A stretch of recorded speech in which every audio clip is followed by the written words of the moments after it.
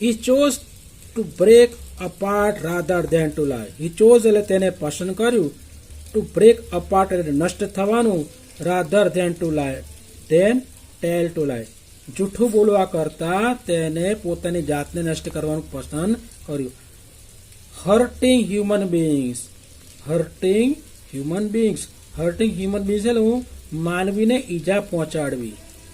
ઓર અથવા તો becoming unfaithful અથવા તો કોઈકને દગો દેવો. બીજાને દગો દેવો અથવા તો માનવીને ઈજા પહોંચાડવું અથવા તો જૂઠું બોલવું એના કરતાં આ રામસી 070 શું કર્યું? પોતાની જાતને નષ્ટ કરવાનું પસંદ કર્યું. ટ્રેસીસ ઓફ પેન. ટ્રેસીસ ઓફ પેન એટલે દુઃખની ખિન્નતા હતી. એન્ડ ડિપ્રેશન અને દુઃખ હતી. એ દુઃખના માર્ક એટલે કે ચિહ્નો દેખાતા હતા. ક્યાં? ધ કાઉન્સિલર્સ ફેસ એટલે કે પેલા વકીલના ચહેરા ઉપર. ટ્રેસીસ ઓફ પેન. ટ્રેસીસ ઓફ પેન એટલે દુઃખની ખિન્નતા. એન્ડ ડિપ્રેશન એટલે કે ખિન્નતા.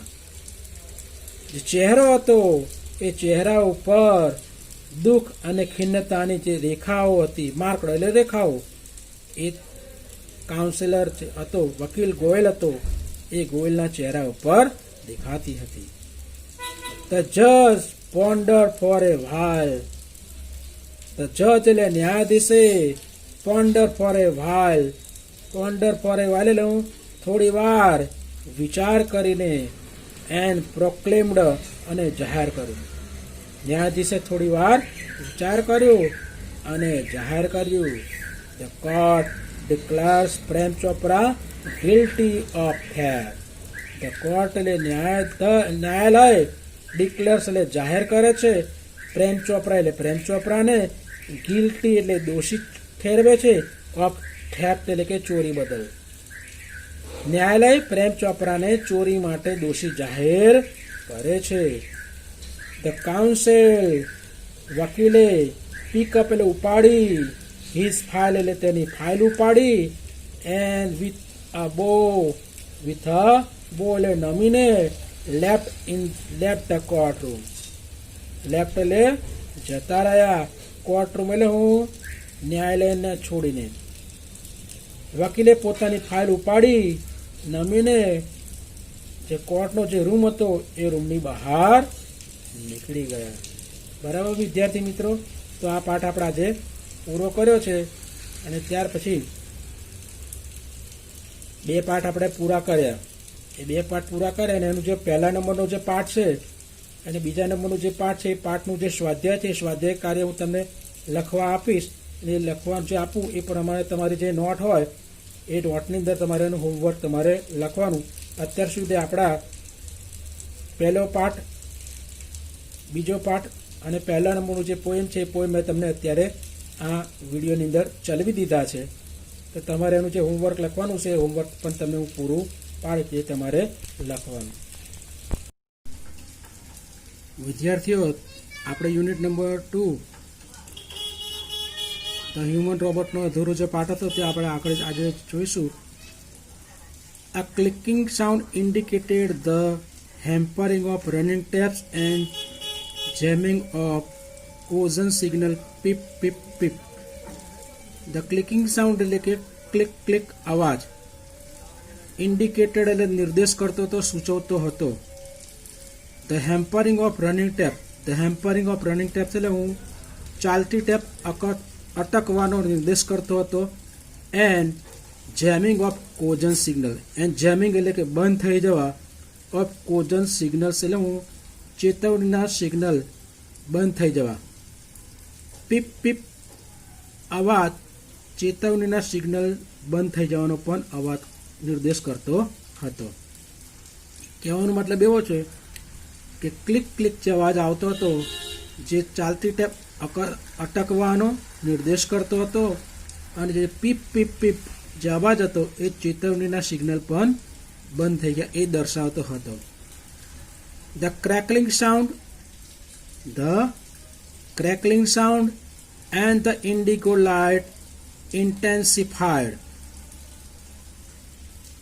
ધ ક્રેકલિંગ સાઉન્ડ એક મોટો અવાજ, એન્ડ ધ ઇન્ડિગો લાઇટ અને એક ભૂરી લાઇટ, ઇન્ટેન્સિફાઈડ એટલે વધુ પ્રકાશિત થઈ, વધુ તેજ થઈ. ક્રેકલિંગ સાઉન્ડ એટલે કેવો? એક મોટો અવાજ, તીવ્ર અવાજ. એન્ડ ધ ઇન્ડિગો લાઇટ એટલે કે એક ભૂરી લાઇટ, ઇન્ટેન્સિફાઈડ એટલે વધારે પ્રકાશિત થઈ, વધુ તેજ થઈ. A red light flashed on the forehead of Ramsey robot, signaling danger. A red light એક લાલ લાઇટ. કઈ લાઇટ? લાલ લાઇટ. ફ્લેશ્ડ એટલે કે ઝબૂકી, ઓન ધ ફોરહેડ એટલે ના કપાળ ઉપર, ઓફ રામસી રોબોટના એક જે કપાળ હતી એ કપાળ ઉપર, માથા ઉપર ઝબૂકી. સિગ્નલિંગ ડેન્જર એટલે સૂચવતી હતી, ડેન્જર એટલે કે જોખમ, ભય. એક લાલ લાઇટ રામસી જે રોબોટ હતો એ રામસી રોબોટના માથા ઉપર ઝબૂકી, જે ભય સૂચવતો હતો. રિપોર્ટિંગ સિસ્ટમ ફેલ્ડ એટલે સિસ્ટમ બંધ થઈ ગઈ. રિપોર્ટિંગ સિસ્ટમ બંધ થઈ ગઈ. Tiny shutters in the center of his desk open, displaying a small TV screen flashing. A tiny shutters એટલે ખૂબ જ નાના કદની બારીઓ. એ બારીઓ નાના કદની બારીઓ. શટર્સ એટલે બારીઓ. ઇન ધ સેન્ટર એટલે વચ્ચોવચ, મધ્યમાં. ઓફ હિઝ ચેસ્ટ એટલે તેની છાતીની મધ્યમાં બેસાડેલા. ડિસ્પ્લેઇંગ એટલે દર્શાવતા હતા, બતાવતા હતા. અ સ્મોલ એક નાનકડો, ટીવી સ્ક્રીન એટલે કે ટીવી સ્ક્રીન, ફ્લેશિંગ એટલે કે ઝબકતો. સિગ્નલ સૂચવતી એક છે લાલ લાઇટ, એ લાલ લાઇટ રામસિંહના માથા ઉપર ઝબૂકી, તેની છાતીની મધ્ય ભાગમાં બેસાડેલી નાનકડી જે બારી હતી એ નાનકડી બારી ખુલી અને તેના દેખાતો નાનો જે પડદો હતો એ પડદા ઉપર ટીવી લખ્યું હતું. ટીવીના પડદા પર લખ્યું હતું. શું લખ્યું હતું? સિસ્ટમ ડિસઇન્ટિગ્રેટેડ. સિસ્ટમ એટલે કે સિસ્ટમનું, ડિસઇન્ટિગ્રેટેડ એટલે કે વિઘટન થઈ ગયું. સિસ્ટમ વિઘટન થઈ ગયું. રામસી રોબોટ હેડ ડિસ્ફ્યુઝડ. રામસીનો રોબોટ હતો એ રોબોટ ડિસ્ફ્યુઝડ એટલે કે નષ્ટ થઈ ચૂક્યો હતો, નાશ થઈ ચૂક્યો. ડિસ્ફ્યુઝ એટલે નાશ થવો, નષ્ટ થવું. ઓહ નો એટલે અરે ના. ઓહ નો એટલે અરે ના. Cried the salesman of super robot. Super રોબોટના જે સેલ્સમેન હતો એ સેલ્સમેન બોલી ઉઠ્યો, ઓહ નો, અરે નહીં. He is diffused. તે નાશ પામ્યો છે. He is dead. તે મૃત્યુ પામ્યો છે. ડિફ્યુઝ થયું એટલે શું થયું? નાશ પામવું. ડેડ એટલે મૃત્યુ પામ્યો. He defused. તે નાશ પામ્યો છે. He is dead. તે મૃત્યુ પામ્યો છે. There was a hush in the courtroom. Hush એટલે શાંતિ છવાઈ ગઈ. ઇન ધ કોર્ટ રૂમ એટલે કે ન્યાયાલયમાં. ન્યાયાલયમાં શાંતિ છવાઈ ગઈ. હશ એટલે શાંતિ. Silence prevailed for long in the courtroom. Silent એટલે કે શાંતિ, પ્રિવેલ્ડ એટલે છવાઈ રહી, ફોર લોંગ એટલે કે લાંબા સમય સુધી, ઇન ધ કોર્ટ રૂમ એટલે કે ન્યાયાલયમાં. ન્યાયાલયનો જે ઓરડો હતો એ ન્યાયાલયના ખંડમાં શાંતિ ખૂબ જ લાંબા સમય સુધી છવાયેલી રહી. The counsel clear his throat. વકીલે પોતાનું ગળું ખંખેર્યું, સાફ કર્યું. એન્ડ સેડ અને કહ્યું, robot do not cause harm to people. Robot લોકોને ઈજા પહોંચાડી શકે નહીં, નુકસાન પહોંચાડી શકે નહીં. And neither can they disobey their master. અને તે તેની માલિકની આજ્ઞાનું અનાદર પણ કરી શકે નહીં. ડિસઓબે એટલે હું અનાદર, માસ્ટર્સ એટલે માલિક. જે રોબોટ હોય એ રોબોટ લોકોને ઈજા પહોંચાડી શકે નહીં, હાનિ પહોંચાડે નહીં, અને તે તેના માલિકની આજ્ઞાનું અનાદર પણ કરી શકે નહીં. ધોઝ ઇન્સ્ટ્રક્શન્સ એટલે પેલી સૂચનાઓ, તે સૂચનાઓ ફ્રોમ મિસ્ટર પ્રેમ ચોપરા એટલે કે પ્રેમ ચોપરા તરફથી were not to be revealed, જાહેર કરવામાં આવી નથી, બહાર પાડવામાં આવી ન હતી. They could have been injurious to his own existence. ને આ સૂચનાઓ બિન ઇન્જરિયસ એટલે જોખમકારક નીવડી શકે, ભયજનક નીવડી શકે, ટુ હિઝ ઓન એક્ઝિસ્ટન્સ, પોતાના અસ્તિત્વ માટે. અને આ જે સૂચનાઓ બહાર પાડી નથી એ પોતાના અસ્તિત્વ માટે ભયજનક નીવડી શકે. એક્ઝિસ્ટન્સ અસ્તિત્વ, ઇન્જરિયસ એટલે ભયરૂપ, જોખમકારક.